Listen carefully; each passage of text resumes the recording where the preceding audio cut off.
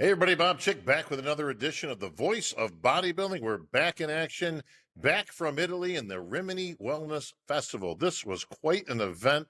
Panada was there in full-blown booth, and we had all kinds of stars with Sergio, Big Ramy, and William Bonac all in the booth at various times. So great to get out to Italy, and that was a long trip, but a very good one for Panada, and of course the entire festival was a great time. All right, the gym update. Equipment is in. We showed a little bit of it last week. We're going to be coming back to the gym and actually giving some instruction on the brand new Panada equipment this next week. But I'm on the road this week going to Dallas, Texas. That's right, everybody. The old Europa, now renamed the USA Fit Games, is on. And we've got a couple of pro shows there, Pro Bikini and Pro Wheelchair, both Olympia qualifying events. Of course, the dynamic duo of Ed and Betty Pariso, putting that on for many, many years now. But the USA Fit Games will be in full effect in Dallas. All that information, of course, is online at Vision Star Entertainment or, of course, at TexasBodybuildingContest.com. My buddy Leo will be there. Panada has a booth at the show. I believe it's number 100, but the number's going to be irrelevant, folks, because you can't miss Panada equipment. We've got a huge area. We're going to be setting up literally an entire gym right there in the expo area. So if you get a chance, if you're in the area and you're coming to the event, please stop by the booth. Gym owners, this one going out to you. We've got a very good special going on at the Panada booth at the expo. So if you get a chance to stop by, we'll take care of you. Get yourself some set up with some brand new Panada equipment. All right, as always, folks, this episode brought to you by our good friends at Redcon One, powered by Panada. And you're probably asking yourself, geez, Bob, what's that big box next to you? Well, that is our brand new sponsor, which we're going to unveil right now. We're literally going to open this up. And no, I did not previously open this and then repack it. So whatever's in here is as a surprise to me as it is to you. All right. We've got my big fingers trying to take out.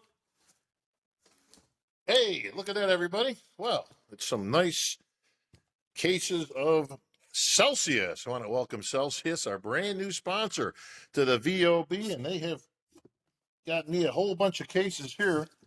Well, we're not going to pull them all out, but so there we go. Celsius will also be at the Dallas USA Fit Games. So if you see one of these in my hands, you'll see it at every show from here on because they are going to supply me with all the Celsius I can drink at every show. We welcome them with open arms here to the VOB. All right, what is the word of the day? Well, Tyler Mannion, our very own IFBB and NPC vice president, has put out a statement just this past week talking about a rule change coming up. It's going to take place basically right after the Olympia, so it'll be in effect for all the shows next year. It has to do with men's physique. And the rule change is that there will now be a weight restriction added to the height for men's physique. Most people wondering what that meant. Well, up until this point, it's just been height. Classic has been weight and height. There's a ratio that we've used for since its inception, so for a few years now. And the time has come to bring it back a notch because the physique's getting a little bit out of hand. They're starting to look a little bit too close to the classic physique guys. And we need to keep separation of church and state when it comes to physiques in different divisions. So I think this is a great move because you got to have some parameters of keeping physiques where you want them per the division. If they start to look like bodybuilders in board shorts, this is not what we're looking for. It has to have a certain level that really you can't get by. That's where the height and the weight restriction comes in. Now, I did see a few other things going on this past week in terms of podcast land, one of which Dave Palumbo on his podcast gave his 2 cents. He thought it was a terrible idea, didn't particularly care for it, thought it was going to be a mistake. And he felt as though, I thought this was a little weird myself, but that this would impact the physiques, that the guys just wouldn't train legs anymore.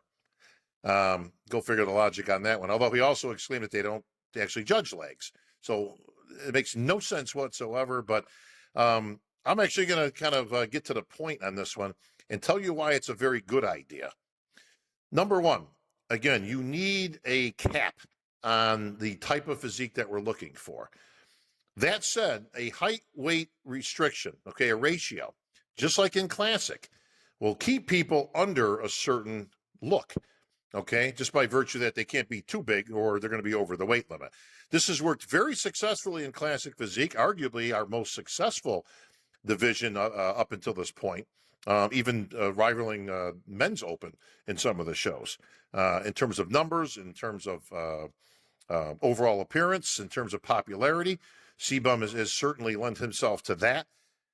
So that's why I think it's a very good idea. Now, that said, I also offer a little bit more that I think we need to take a look at the Pro League in particular needs to take a look at over the next few years or so. Well, I think this is a great start. I also think that we have now had to kind of take it back a notch on many divisions, not just men's physique. Men's physique has gotten a little too muscular. Women's physique, a lot of chatter out there that that's becoming women's bodybuilding completely out of control, and even men's bodybuilding for that matter. A lot of people complaining and wishing that it goes back to the 90s. We've already covered that on a previous edition of the VOB.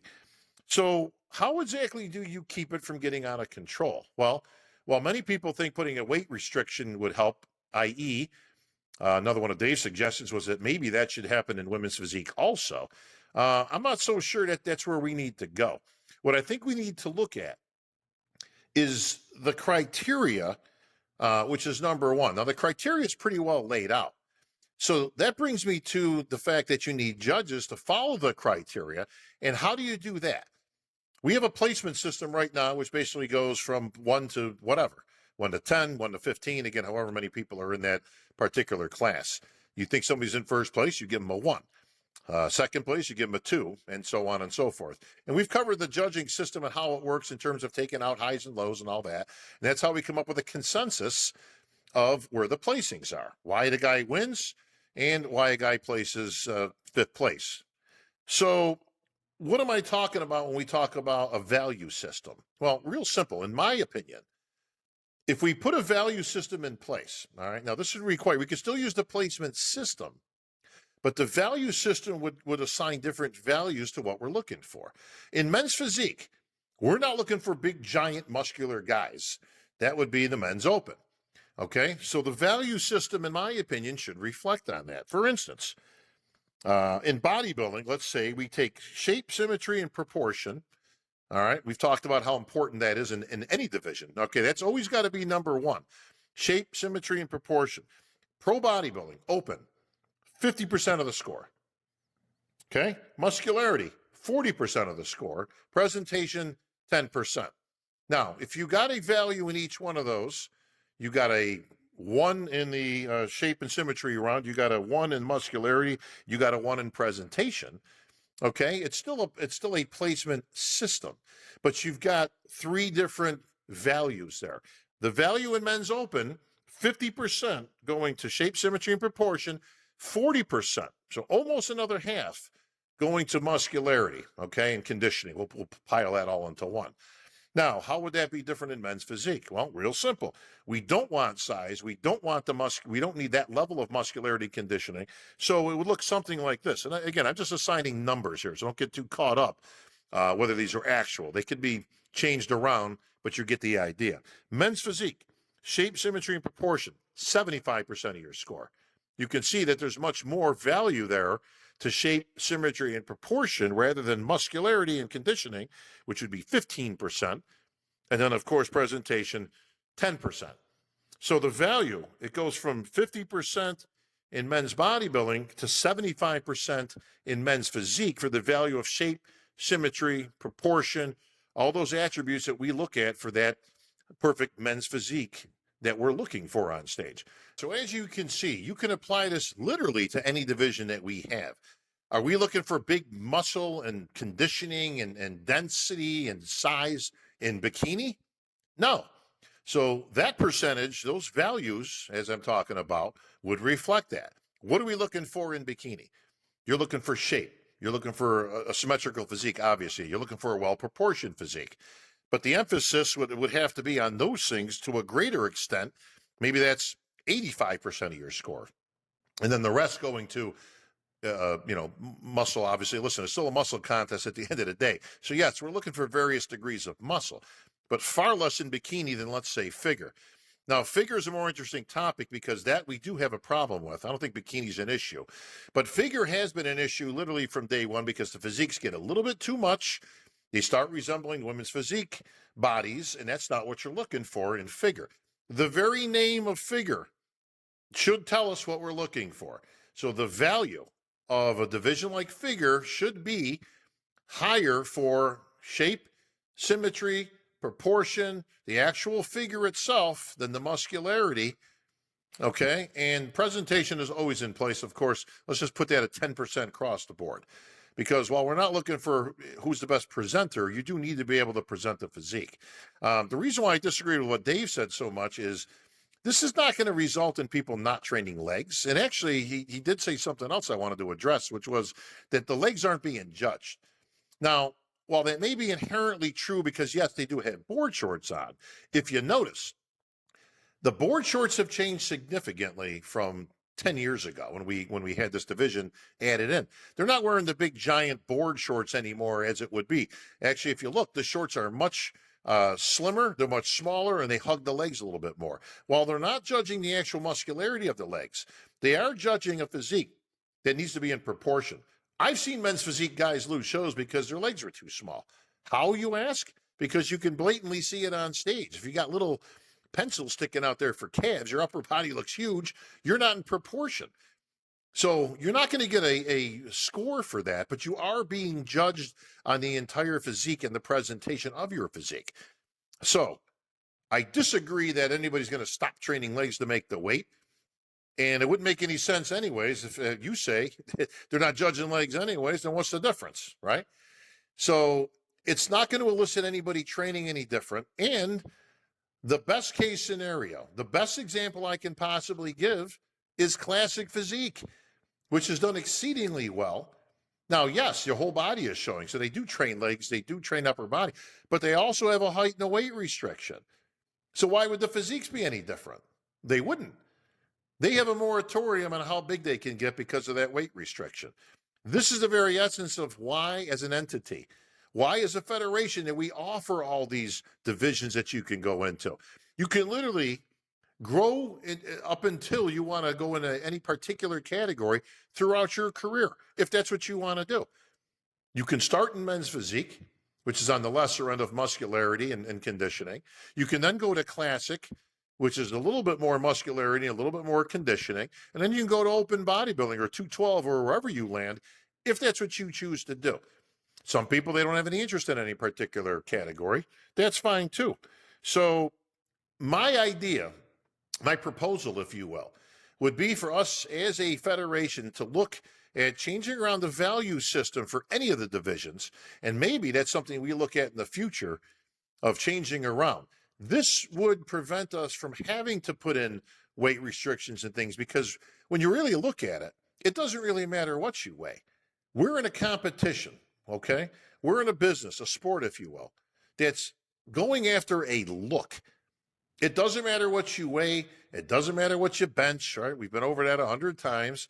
But if the look isn't what you're looking for, then it doesn't really make any difference what you weigh. So how do you keep a look?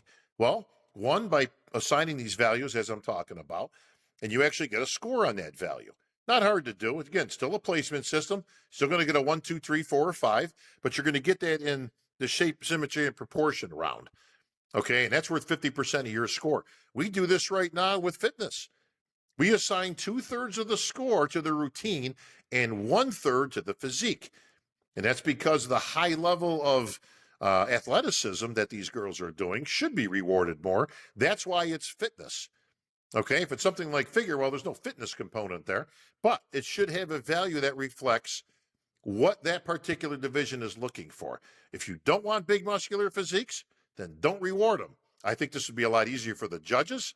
I think this would actually naturally put these people that you want in those positions. Granted, not always is the physique up there that you're looking for. We've talked about that many, many times. Yes, and you've heard the fans out there, oh, the judges don't know what they're looking for. They're very inconsistent. Well, that's not necessarily true. Sometimes it doesn't exist on stage. So who comes closest to the criteria? And more importantly, the value system of the judging. This would allow judges to put people in the proper places that they want and reward a certain look, because a look is what we're looking for as a sport. All right? That's my 2 cents on the matter. I'm always interested in what you guys got to say, so keep those comments coming. Always looking forward, folks. I try once again to always answer every single one of these, and yes, that's me on there giving you my 2 cents back. So hit that subscribe button, folks. Always appreciate it. Once again, want to congratulate Celsius for coming back on here to promote our VOB podcast, and always appreciate our ongoing sponsorship. Dallas this week, folks. I'll be there on the weekend. If you're in the Dallas area, come on down and say hello. Expo will be in full force. IFBB pros and NPC amateurs on stage, and a special guest appearance by the one and only Samson Dauda, one of the #1 contenders for the Olympia this year. We're going to get a preview, and I will be live all weekend long, folks. So keep glued to your phones and on an Instagram, and we'll be coming to you live from Dallas.